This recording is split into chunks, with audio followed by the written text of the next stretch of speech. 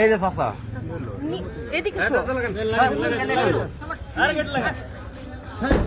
চুয়াডাঙ্গার আলমডাঙ্গা উপজেলার খাদিমপুর ইউনিয়ন পরিষদের সাবেক চেয়ারম্যান ও ইউনিয়ন আওয়ামী লীগের সাধারণ সম্পাদক মুজাহিদুর রহমান জোয়ারদার ওরফে লোটাস জোয়ারদারকে গ্রেফতার করেছে পুলিশ।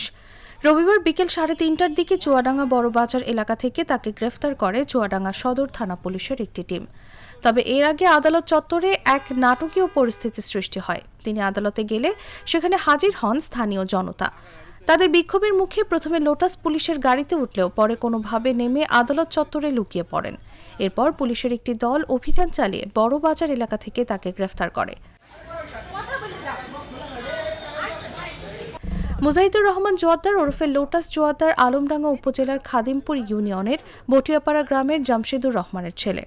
তিনি চুয়াডাঙ্গা পৌর এলাকার কানাপুকুর পাড়ায় বসবাস করেন। তিনি বৈষম্য বিরোধী আন্দোলনে ছাত্রদের উপর হামলার ঘটনায় এজাহার নামীয় আসামি বলে জানায় পুলিশ।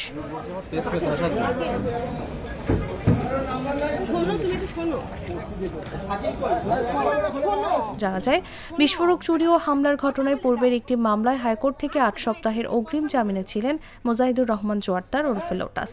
ওই মামলার জামিনের মেয়াদ বাকি থাকতেই রবিবার চুয়াডাঙ্গা আদালতে আত্মসমর্পণ করে জামিনের আবেদন করেন। জামিনের মেয়াদ পূর্ণ না হলে কোর্টে আত্মসমর্পণের বিধান না থাকায় পাবলিক প্রসিকিউটর বিষয়টি আদালতকে অবহিত করেন। জামিনের শুনানি না করে আদালত নতুন দিন ধার্য করলে লোটাস জোয়ারদার ফিরে যান। পরে চুয়াডাঙ্গা বড়বাজার এলাকা থেকে সদর থানা পুলিশ অন্য একটি মামলায় তাকে গ্রেফতার করে আদালতে সোপর্দ করেন।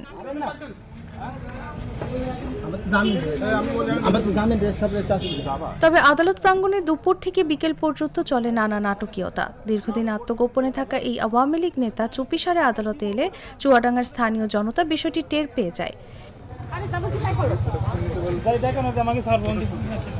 এর মধ্যে লোটাস জোয়ারদারের গ্রাম থেকে অনেক সাধারণ মানুষ কোর্ট চত্বরে জড়ো হন। তারা লোটাস জোয়ারদারের নামে নানা স্লোগানও দেন।